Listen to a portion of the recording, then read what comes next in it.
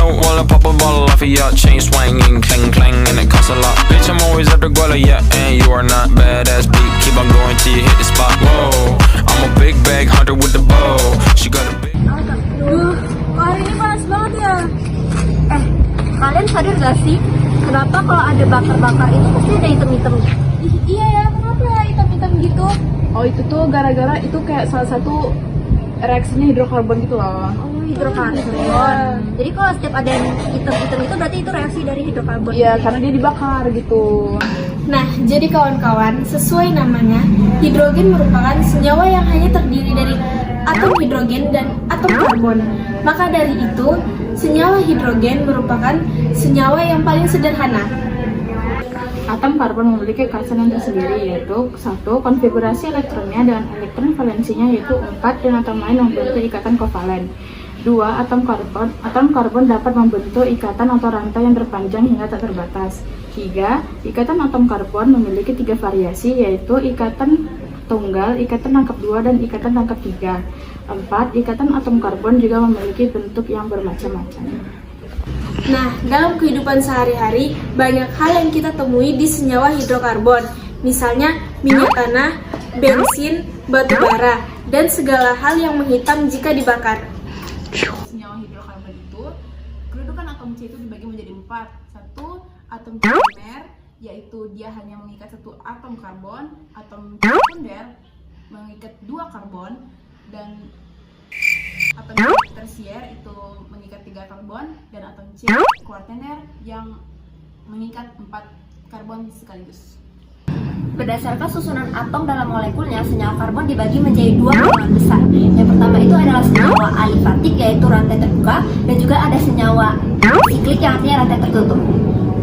Nah, jadi hidrokarbon itu dibagi menjadi 2, yaitu bagian ikatannya itu ada ikatan yang jenuh dan ikatan yang tidak jenuh.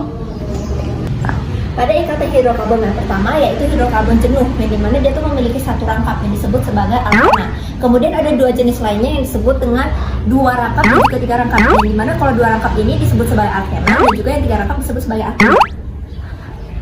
Yang pertama adalah alkana, yang merupakan komponen utama dari gas alam dan minyak bumi.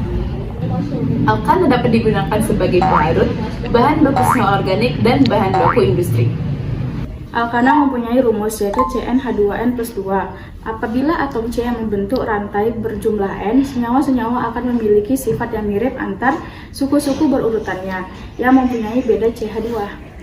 Maka untuk menyusun senyawa-senyawa tersebut ada pula yang namanya deret homolog. Deret ini dimulai dari metana yang sebagai nama ikatan yang hanya memiliki satu atom C, dilanjut dengan etana berarti 2C, terus propana, butana, pentana, heksana, heptana, oktana, nonana, dan dekana, dan seterusnya.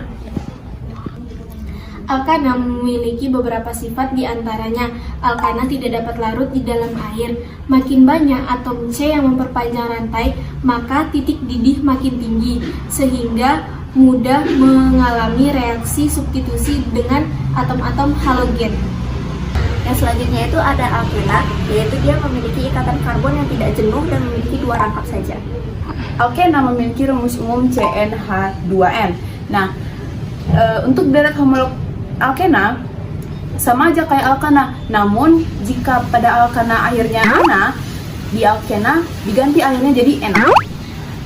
Nah, jadi alkena itu terbuat dari alkana yang melalui proses pemanasan atau katalisator yang menjadi bahan baku plastik, obat bius, dan juga alkohol. Sifat-sifat yang dimiliki alkena merupakan alkena lebih reaktif daripada alkana. Reaksi alkena merupakan reaksi yang lebih ikatannya ke rangkap tersebut. Reaksi penting dari alkena itu meliputi reaksi pembakaran, adisi, dan polimerisasi. Kemudian yang terakhir itu adalah alkuna, di mana dia itu memiliki rumus umum yaitu CnH2n-2, dan di mana alkuna ini juga memiliki 3 rangkap aja. Nah, sama seperti alkana, alkena, alkuna, mereka menggunakan kata una atau ena dan ana pada perakhiran penamaannya. Ada pula tata nama senyawa, yaitu dimulai yang pertama adalah kita harus menentukan rantai terpanjang dari senyawa tersebut.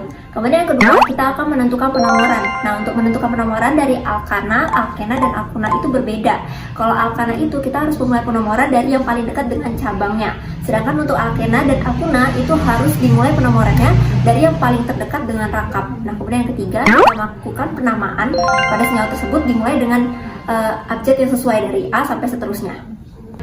Adapun isomer yang berfungsi untuk mencari susunan atom-atom lain itu dibagi menjadi 3. Yang pertama adalah isomer rantai. Isomer rantai ini dilakukan hanya dengan memindahkan posisi C. Misalnya kita punya C4H8 kayak gini. Nah, CH3 yang paling ujung kita pindahkan ke sini. Nah, gitu. Terus yang kedua ada isomer posisi yang dilakukan hanya dengan memindahkan rangkap-rangkapnya saja. Itu hanya berlaku untuk alkena dan akuna karena mereka yang hanya mempunyai rangkap. Yang terakhir ada isomer geometri yang dibagi menjadi 2, cis dan trans. Cis merupakan susunan ketika atom-atom sejenis berada pada bidang yang sama, sedangkan trans atom-atom sejenisnya itu berseberangan. Isomer ini bertujuan untuk mencari gugus-gugus atom yang lain sebanyak-banyaknya.